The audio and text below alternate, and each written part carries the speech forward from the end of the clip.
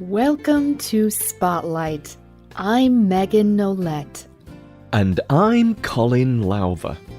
Spotlight uses a special English method of broadcasting. It is easier for people to understand, no matter where in the world they live.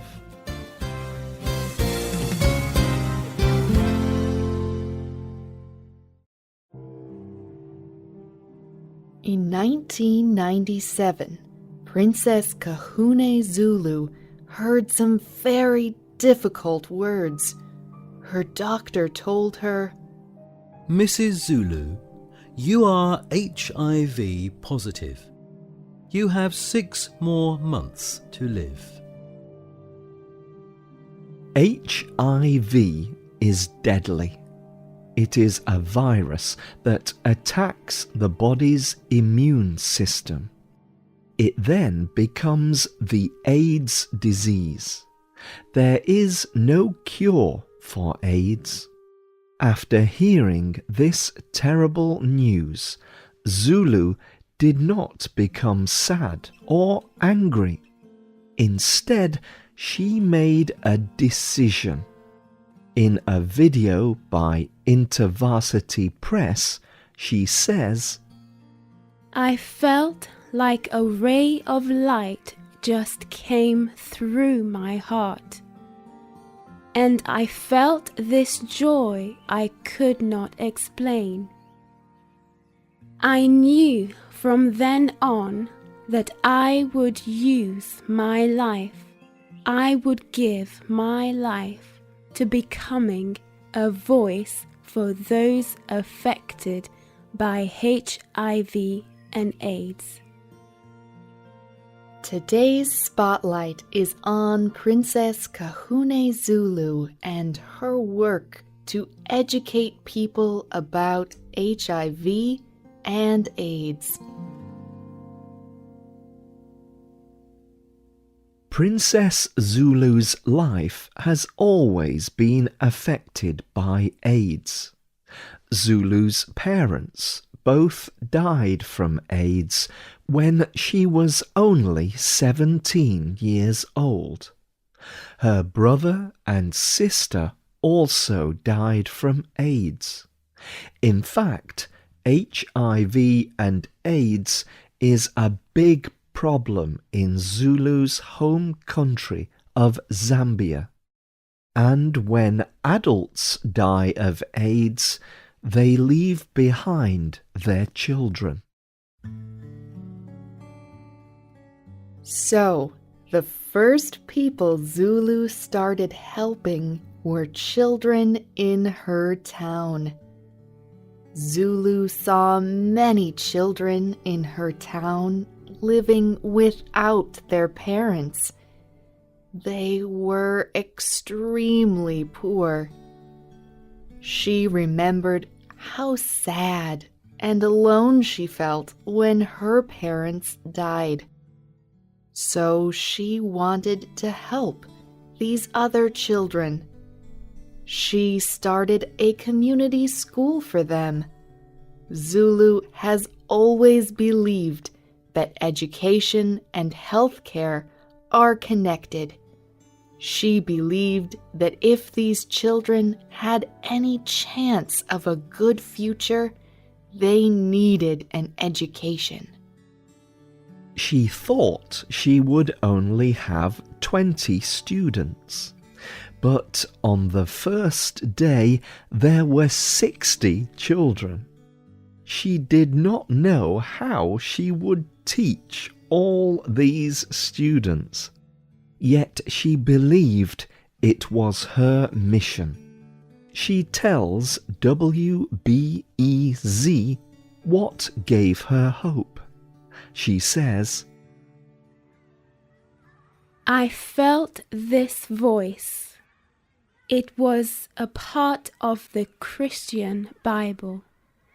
It said, I can do all things through Christ who gives me strength. And I said, okay, God, if you are crazy enough to trust me with $10 and these children, I am going to do this job. This small school grew into a foundation. Today, it works to give people in Zambia clean water, healthcare, and basic education.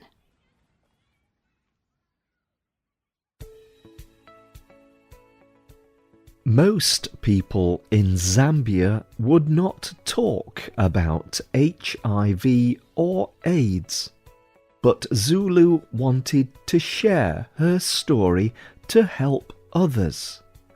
Dr. Manasseh Piri also wanted more Zambians to talk about their experiences. He was a well-known doctor, and he had a television program that talked about HIV, AIDS, and other health issues. When he first met Zulu, he asked her to share her story on his radio program. Zulu did not know how people would react to her story, but she bravely told the truth of being HIV positive. She answered a lot of questions. There were so many questions that she decided to begin her own radio program. It was called Positive Living, and it was on the radio for 5 years. People's reactions were very positive. The program was even later shared in 8 other languages.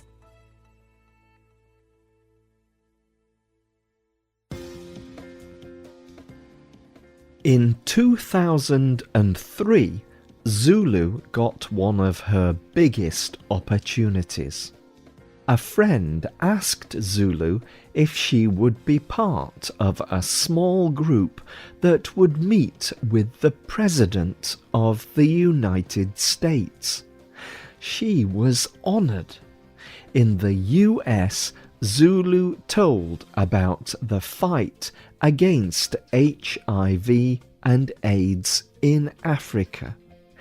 Ever since she was told that she had HIV, she wanted to teach more people about the disease. This was now her chance. The President sat next to her at a dinner. In her book, she writes what she said to him.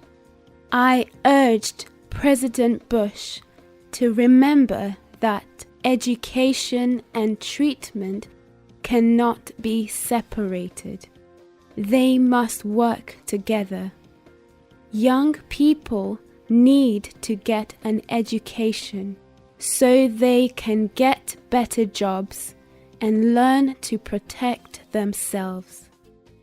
Providing more chances for education is the only way we can stop poverty. Often, people are afraid to touch other people who have HIV. But at the end of their meeting, the President kissed Zulu on both cheeks. This was a big surprise, and it reminded Zulu how important it is to always see people as people. She continues to teach this truth. We need to see the people living with HIV. We need to go past the numbers of people who are sick and say, these are people. These could be my friends. That is my friend. That could have been my sister. That could have been my brother. We need to put a face to HIV and AIDS if we are going to make a difference. History will ask us, what did you do when HIV and AIDS was around?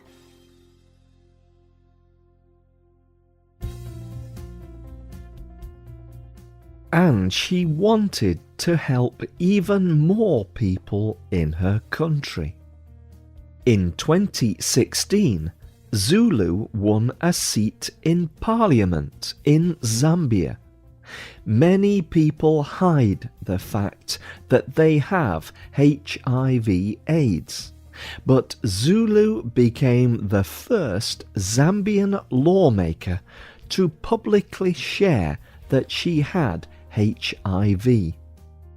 In her first speech, she asked the other members of Parliament to see HIV/AIDS in a more personal way. She does not want people to carry stigma or shame because of the disease. Zulu does not want people to be afraid. She hopes that her story will give them courage and strength. Princess Kasune Zulu has never stopped working for people with HIV and AIDS. She has now lived with HIV for over 20 years, and every day she praises God for her life. On her Facebook page, she wrote, God has been good and gracious to me. To him is all the praise and honor. What can I say? Enjoy each day, defeat every struggle, and help those who have less than you do.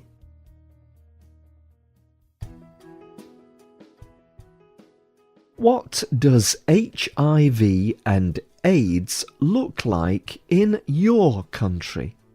Are any leaders there open about their HIV status? Is that important to you? Tell us what you think. You can leave a comment on our website or email us at radio@radioenglish.net. The writer of this program was Lauren Anders Visser. The producer was Michio Ozaki. The voices you heard were from the United States and the United Kingdom. All quotes were adapted for this program and voiced by Spotlight. You can listen to this program again and read it on the internet at www.radioenglish.net. This program is called Princess Kasune Zulu, Positive Living. Visit our website to download our free official app for Android or Apple devices. We hope you can join us again for the next Spotlight program. Goodbye.